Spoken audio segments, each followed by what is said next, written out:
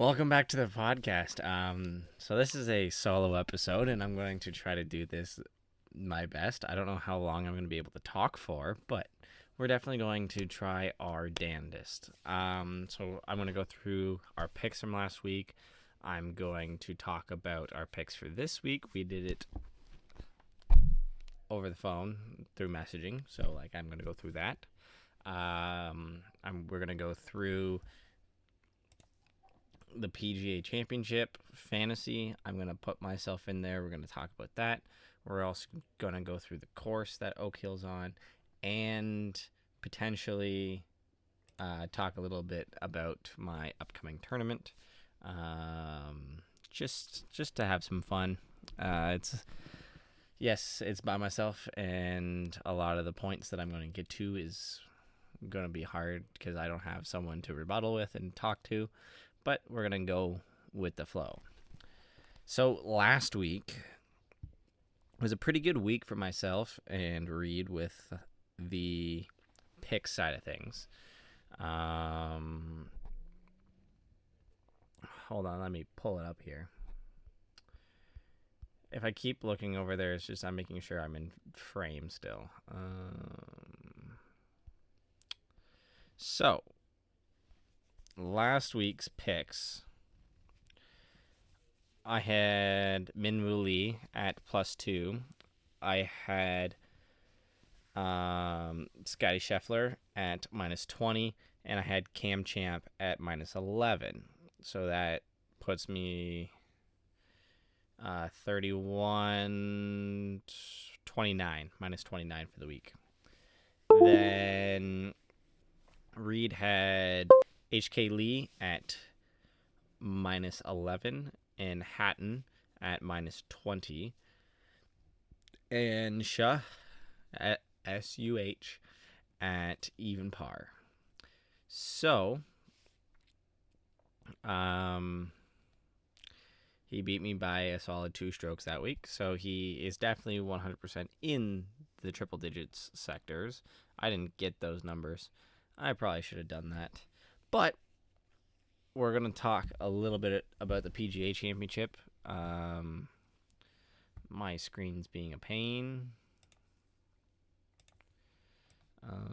So going to use the fantasy as how we're going to look at the field because everyone's in there. So let's start with the past champions in the field.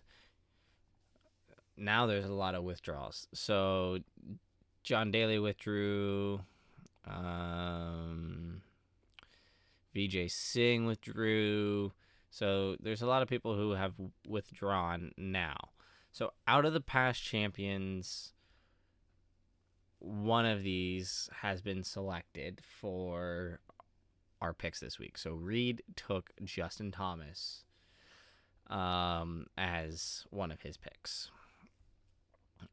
Over 30, I believe this is where one of my first picks are going to come in. Is this over 30 or under 30? This is over 30. Dustin Johnson. Dustin Johnson is my dark horse because he's 83rd in the world, even though he's still one of the best players in the world. I actually took a live guy. I think Dustin Johnson can do it. But now this is where the majority of the players fall in because I took your 2023 Masters champion in Jon Rahm. And Reed took Mr. Scotty Scheffler. And I think the other pick he had was Minwoo Lee. Where is he?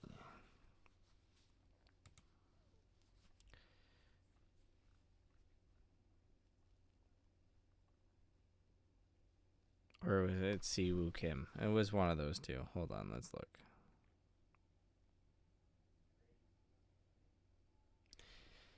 He said Minwoo Lee. Unfortunately, He's young, so he's not in the over 30 bracket.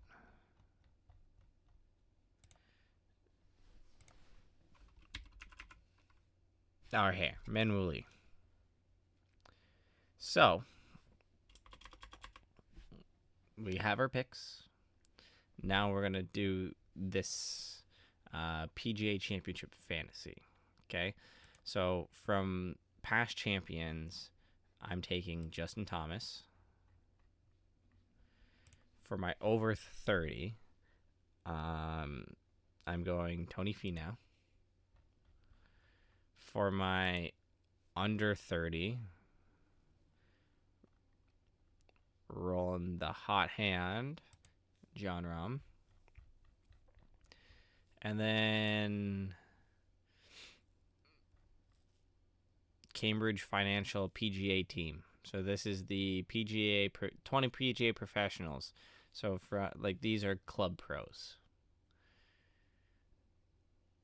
Who looks like he's the best golfer in the group?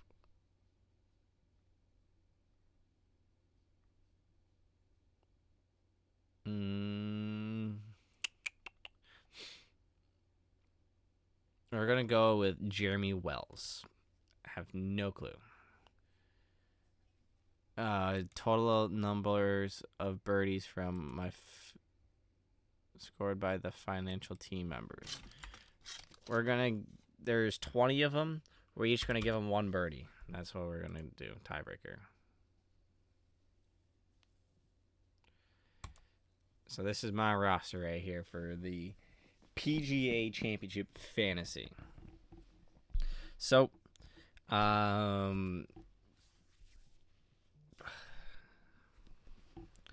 this is where we're actually going to see a test of more players, I'm going to say, in the field. Like, you got a lot of good quality players in this field.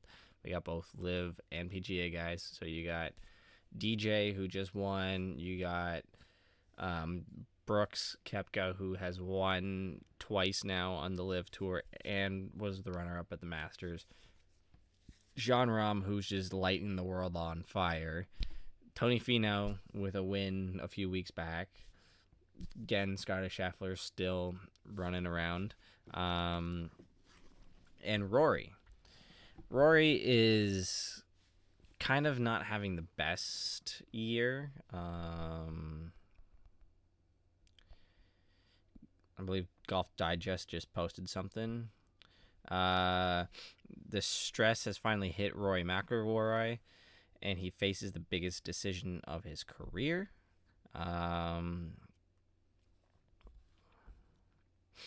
So he was thinking about how he can, he doesn't know if he can play every single week still.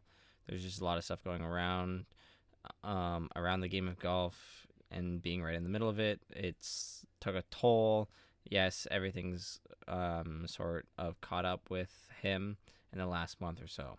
So he's basically saying his poor performance has been on stress, which is completely understandable.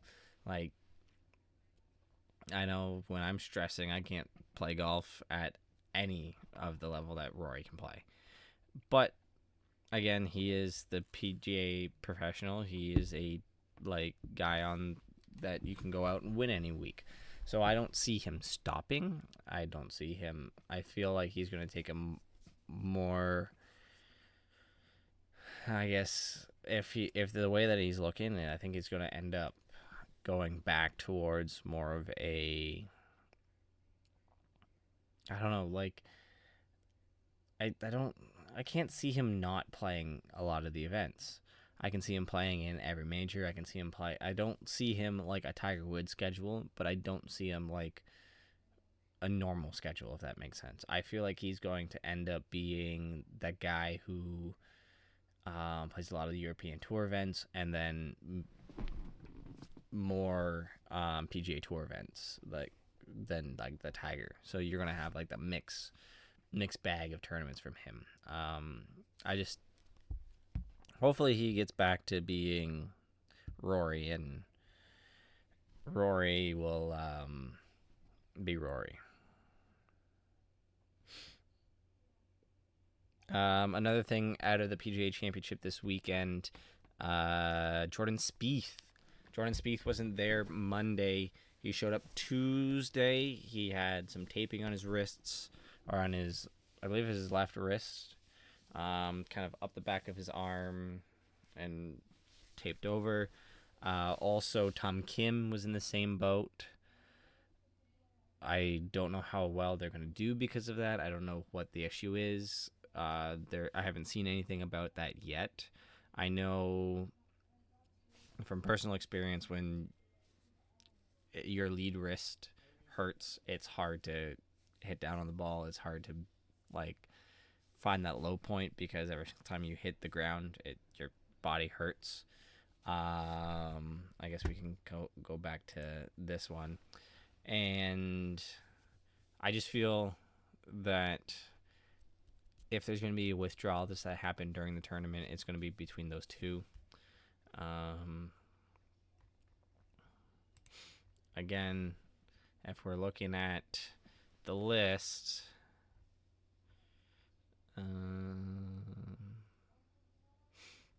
Jordan Spieth is still in there. It hasn't withdrawn yet. And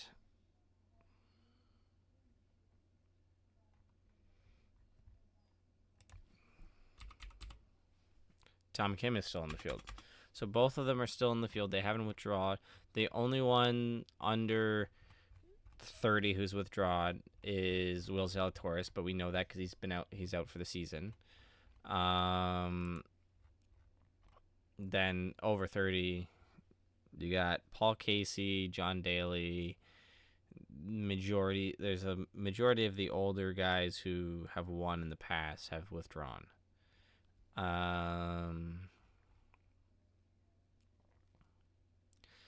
So it's understandable and makes sense that they're withdrawing, because they don't have a chance in ever.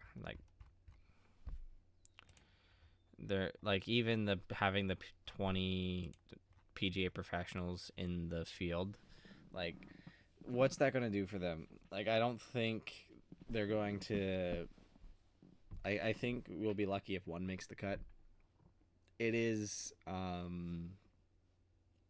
they are PGA professionals, so they're good golfers, but they're also work on a golf course. They're the ones that are teaching the lessons. They're the ones that are running the golf courses. So it's tough.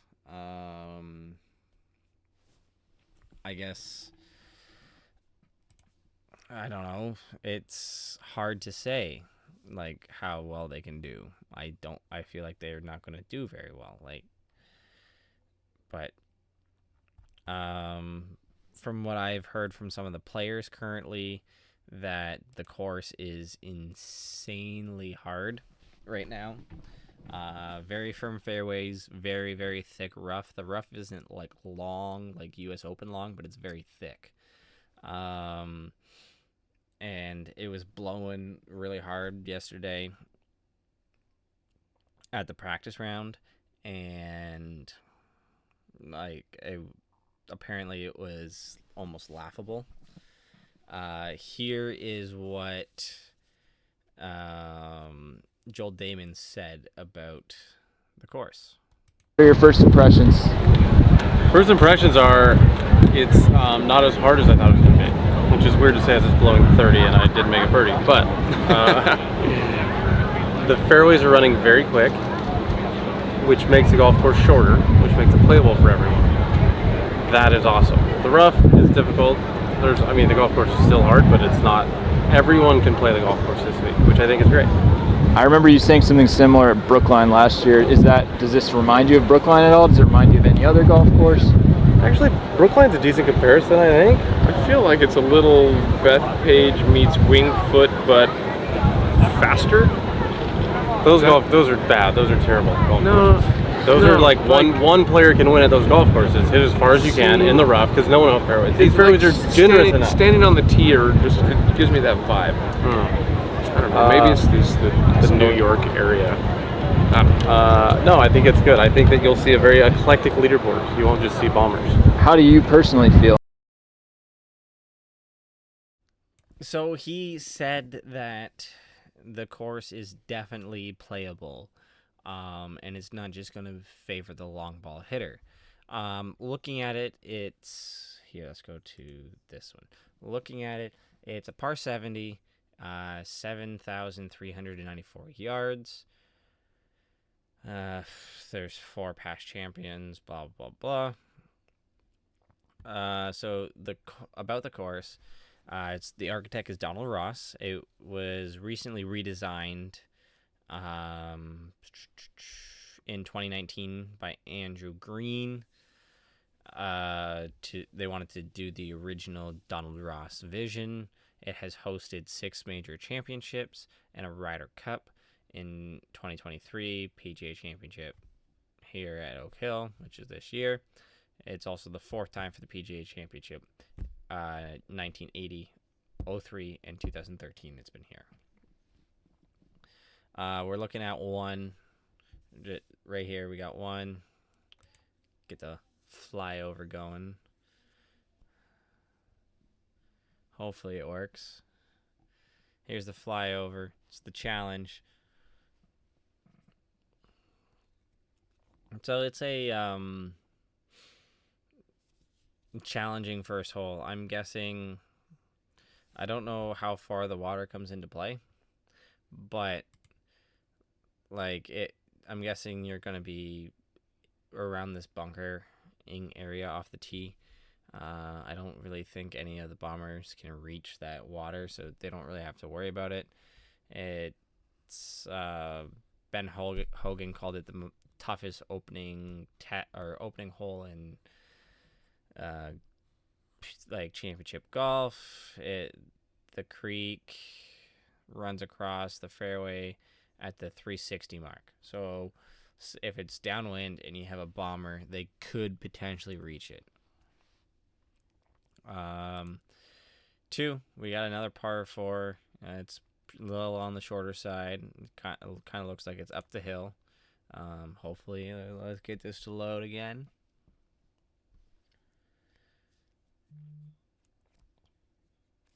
It's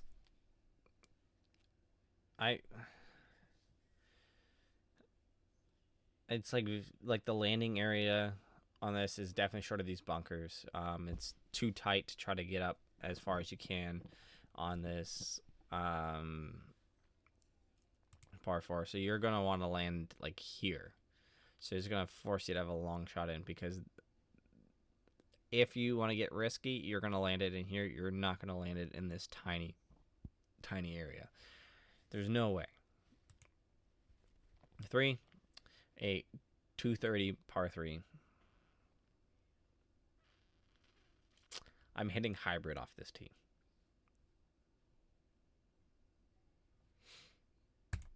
4, it's the first par 5, 615 yards. That's like driver wedge for me.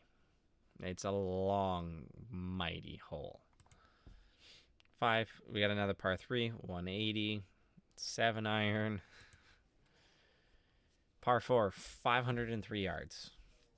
It's like driver 4 iron. For me, for the mere mortals. 7, par 4, 461. There's a creek that runs here, so they're probably gonna have to lay up, because I think some of their bombers would be able to reach it. That's gonna be a tough hole. I wonder what that hole is gonna play over par on this tournament. I feel like it's gonna play like, on average, I think the winner will be the only one that's under par on this hole. In my opinion, just because of the intricacies where you got the creek coming through, you got the trees on the left, so it's basically you're forced to hit it to the right side, which the creek is shorter on the right hand side, so it's a tough driving hole for sure.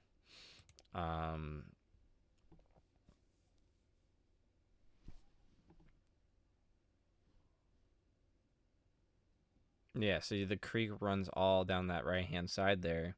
The trees kind of force you to hit that way.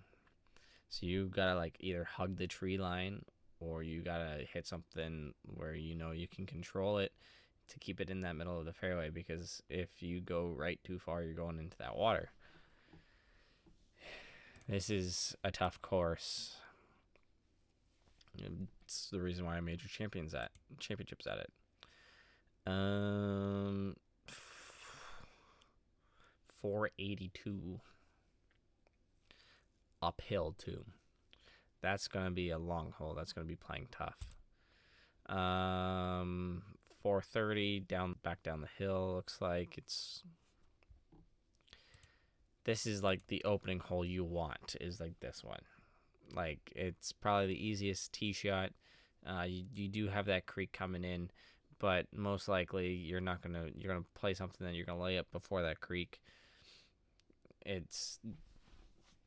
The creek is at the crosses again at the 350 mark, so you're not reaching that. It's downhill though, so some of the bombers are probably reaching it, but they're probably not going to hit driver on that hole, but they're gonna have like a decent shot in. The 11th is a par 3, 245. Again, probably hitting hybrid on that one for me. Oh my goodness, a par 4 under 400 yards. For 399 yards, par 4.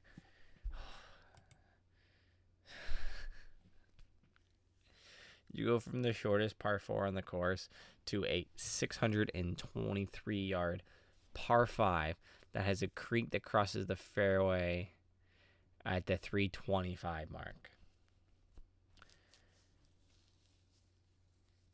So your tee shot either has to carry like 340, or it's got to land or be short of 325.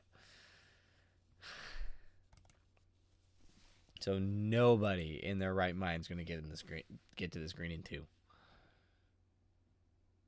Like, I usually in tournaments, the par 5s that are the scoring holes. So like here, so 13 and it's not 8. Is it 3? No. 13 and 4 should be like the scoring holes. They should play under par. This one is not going to play under par. It's too damn long, and you can't really hit driver if you're a guy who's like will roll out to 325.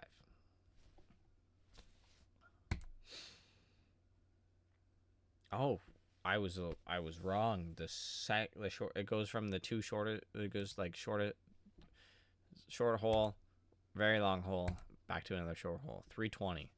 So 320. It's a risk reward going for the green.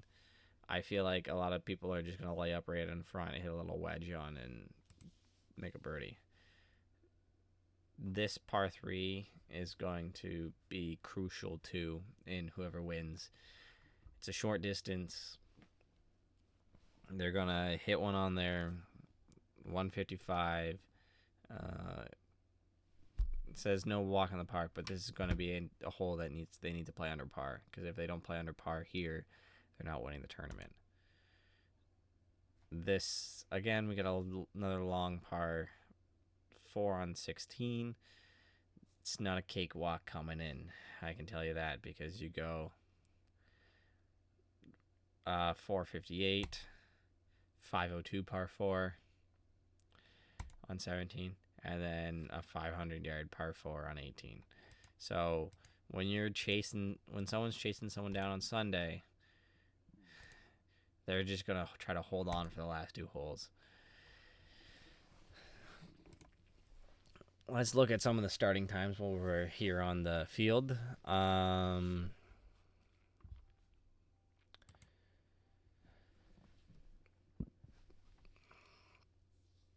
So first tee time goes off at 7 a.m. tomorrow in the great state of New York.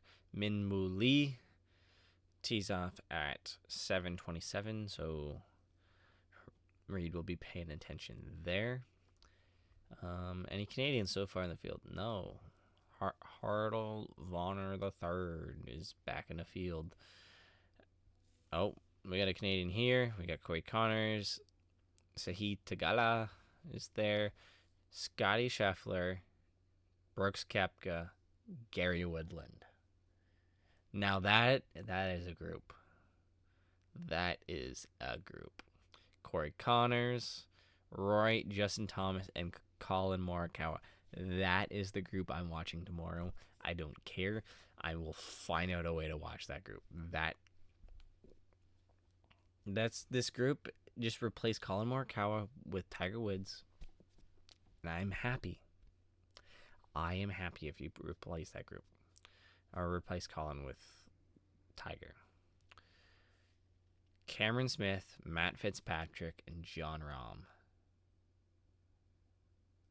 That is another good tee time right there to watch. Mac Hughes, Taylor Moore, Jason Day.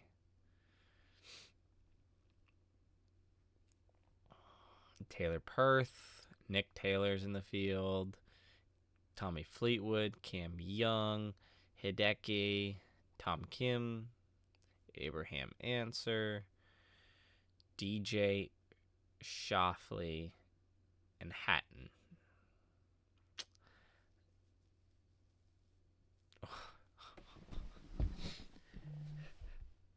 So we got the most outspoken golfer, the loudest golfer, and the slowest golfer in a group. Ooh, that is that's not one to watch. That's one to hear about the stories. Yeah. Adam Hadwin tees off at 220, Justin Rose 230, and Ben Taylor's the last guy to tee off. So if we're looking at this, we all know we're going to be up for the 8 a.m. tee times, the 8:11 tee time. We're gonna get to our TVs. We're gonna turn the TV on, and it's gonna be sitting there waiting to go for this tee time. And I'm gonna be sitting there with I'm gonna pay attention to this round. This round's gonna be fun to watch. Hopefully they come out and play well. I want to see a big number from JT.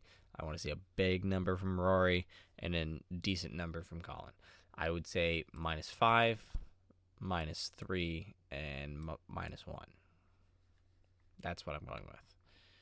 With my luck, it's going to be like +5, +8, and like +2 or something.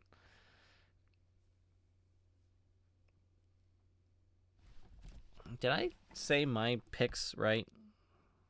Because I'm seeing Victor Hovland, and I know I picked Victor Hovland, but I didn't say I picked Victor Hovland. Okay, so Scotty Scheffler for Reed, Justin Thomas, and Minwoo Lee, and I have Rahm, DJ, and Hovland. So I might have just missed my own. Again, doing this by myself, so it's a little struggle. I feel like I'm talking nonstop because I am, and I don't know. I feel like it's not gonna be as good because it's just by myself. But we're gonna go with it, and we're gonna hopefully end up not having to worry about it. We're just gonna enjoy it, and we're gonna have a good time.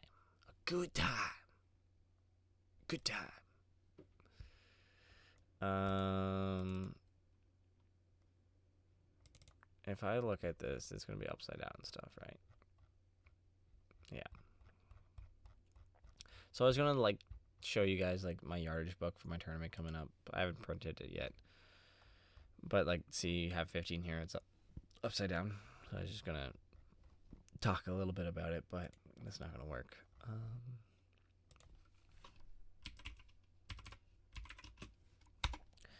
So I'm just gonna talk about it, and we're just gonna look at some pictures.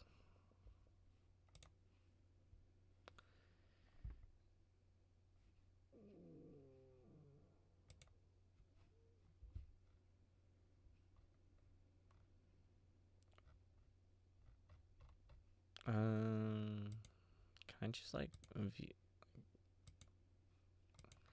I wanted to like look at some pictures and just like kind of just slide through them.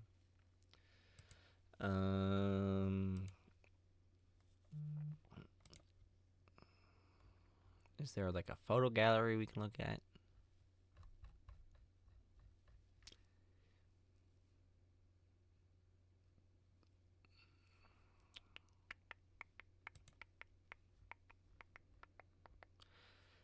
So I'm playing at the 21st rated public course in Canada.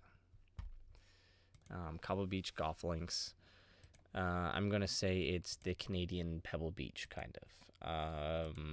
It's links course out in the Northern Ontario area. It's not even Northern Ontario, Middle Ontario, but it's like along the water here. You got like this over here, the lighthouse or whatever. It's gonna be a cool shot. It would be cool to get a picture near there or something. Clubhouse looks beautiful. Water looks dangerous, of course. Bunkering in certain spots. Apparently, there's Cobble Beach in Oregon. I don't know. But I feel like it's gonna be a beautiful. Oh, let's go in Google Street View. That's what we're gonna do. Can we not get into Google Street View? Whatever. We're gonna go here. Oh, so like the clubhouse is here, and I'm guessing you start here and you work out this way, and then as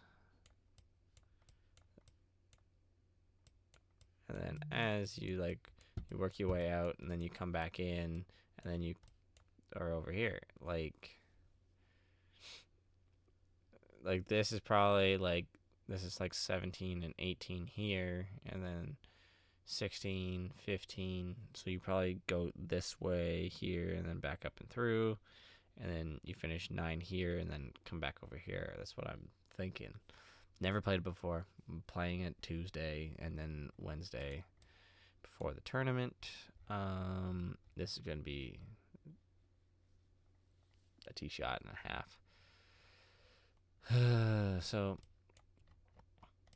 is there if I click on that, does it just kind of oh, here we go. Let's look at some photos.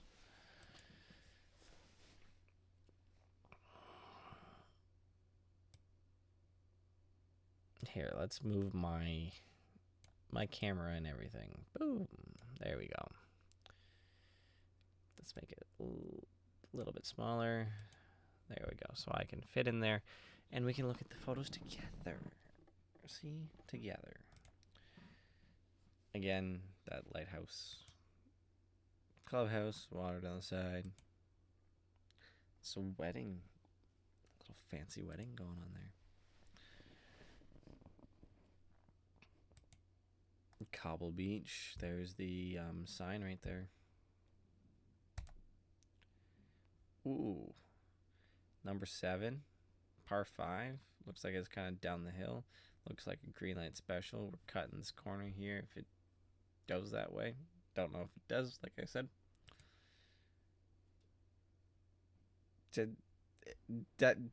Did someone Photoshop a picture of a Lamborghini at Cobble Beach? Because that doesn't look like a real Lamborghini. That looks like it's photoshopped. Maybe it was a real Lamborghini. How did we get into cars now?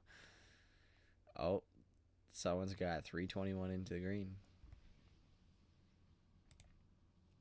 Oh, look at some of the food. Oh, wintertime. It's pool, the golf course. Wintertime. Ooh, this hole. I might bail out left, and that might be a bad idea. Oh, this is the tour I'm playing right there. tennis courts. Is this like a makeshift Swilkins Bridge, you know? Not makeshift, like reference. And those are the photos, I think. Oh, we're still going through them. More photos. That might be real now that I think about it. Food, photos. Oh, there's a good picture of majority of the golf course right there. But, like, I'm going to go in. I'm going to have a practice round. I'm going to see if I can record some of it at least. I feel like I've been talking forever, and I'm looking over at it, and it's saying 36 minutes. Like, it's telling me I'm at 36 minutes, and I feel like I've been talking forever, and I, like, want to wrap this up. So I'm going to find... Should I find an unpopular golf opinion? Because, like, I have no one to question my opinions with. Oh, look, we got a co-host here. So we got a co-host. The first golf course I designed will have 3 sets of 6 holes instead of 2 9s. You'll be able to play 6 after work with the kids, whatever, 12 if 18 is too much. That is just stupid. A round of golf should be 21 holes. The first 3 holes are warm-up holes, should not count. That is just someone who doesn't know how to, or doesn't, it's not doesn't know how to play golf, just doesn't play golf well. Someone tends to play 9 more because of their schedule. PGA Tour Pro should not be allowed caddies. All the little things the caddies do for the top players in the world should be part of the test. A push cart and a rangefinder, let's go. I guess that makes sense, but there's a lot more that the caddy does. YouTube can help people be a better golfer. Yes and no. Depends on what your problem is with your swing and how it's working. Like, I wouldn't say go to YouTube and listen to Rick Shields 100%, because everyone's swing needs a little different corrections, and going to your local PGA professional will definitely help you with that. Lost balls off the tee should be treated the same as a hazard. No. Because the lost ball off the tee, you have to hit 3 from the tee, where if it's a hazard, you're allowed to go at point of entry or whatever line it crossed. Like, I mean, okay, if you're playing Sunday afternoon and you're hanging out with your buddies, sure, do that. In a tournament play, no.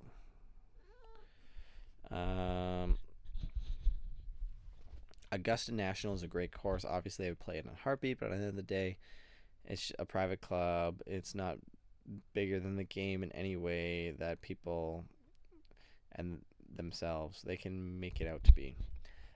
I would say Augusta is not the best course in the world. It's not my top on my bucket list. It's the experience, how everything is perfect, how the prestigious masters are there, the prestigious events, the prestigious people who have walked those grounds and stuff like that. That makes Augusta special. That makes Augusta different. That makes everything about it in awe. It's like the shock and awe type thing. It's like heaven. It's heaven for a golfer. It's the most religious experience any golfer will have.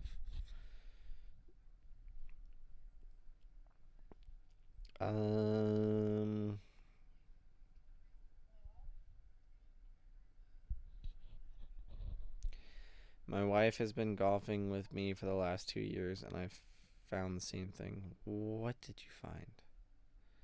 Unpopular opinion. Playing golf with my wife is more fun than playing with the boys. You guys must not be good at golf, or you're not drinking enough. One of the two.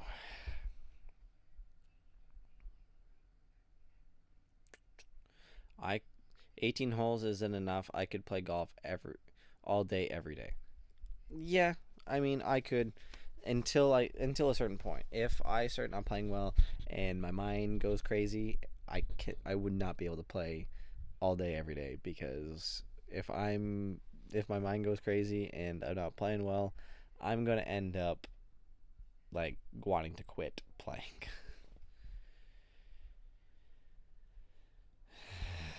More courses should be 6-6-6, meaning 6 of each, par 3, par 4, par 5.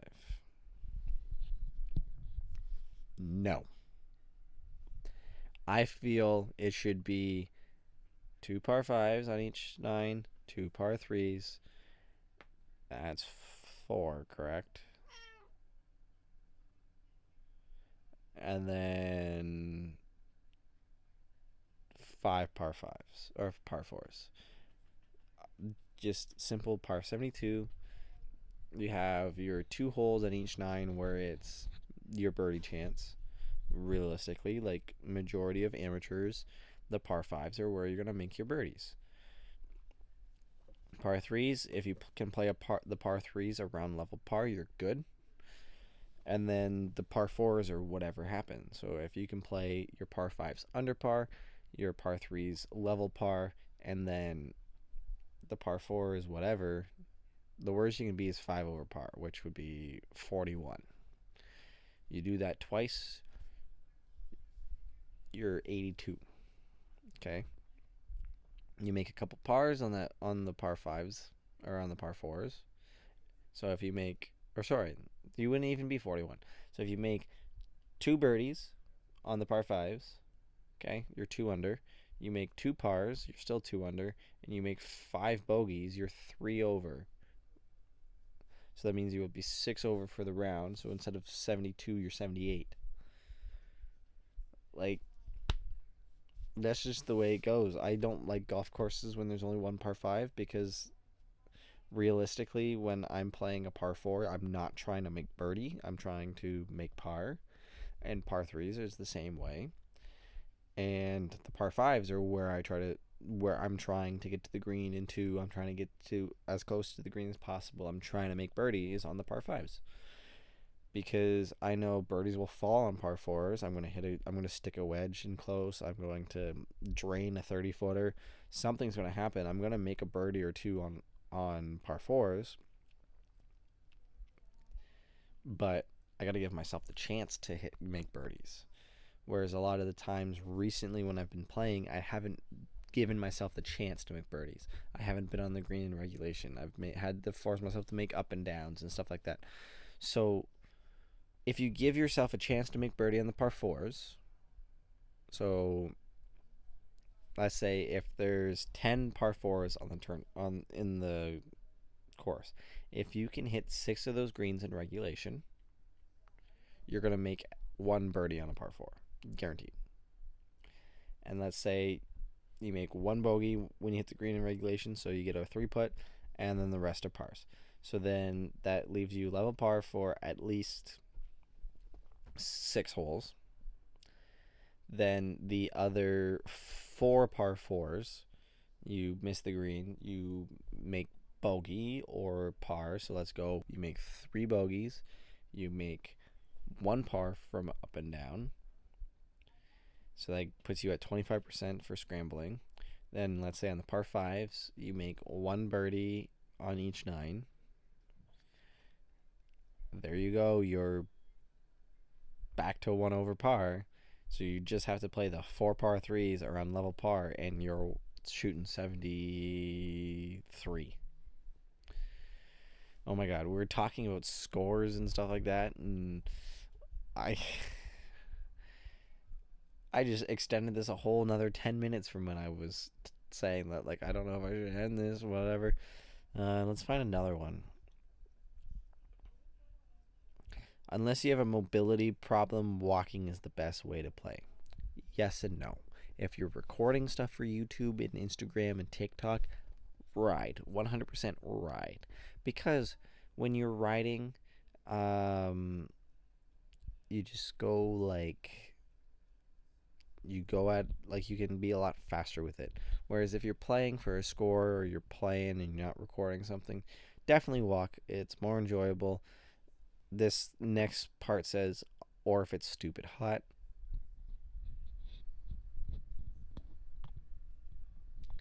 Still, if it's hot, if you drink enough water, you'll be fine. The guy said he's not risking heat stroke. You're more likely to drink more water walking while you're riding and not get heat stroke than when you're riding and you keep forgetting to drink something.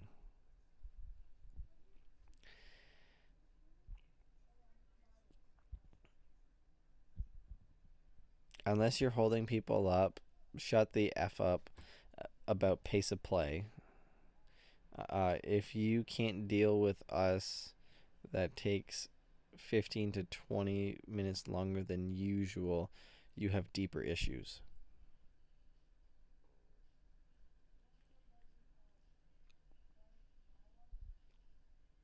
No.